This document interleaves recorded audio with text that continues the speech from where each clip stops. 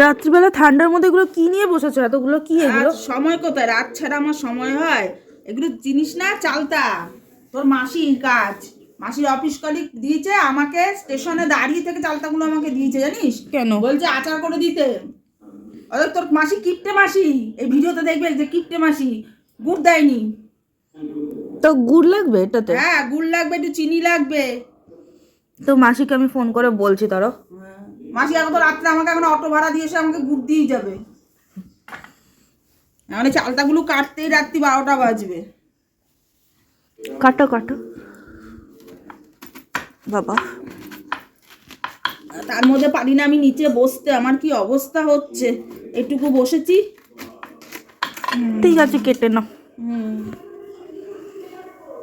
এটা একটা চালতা ঠিক আছে রে, বাদ দি।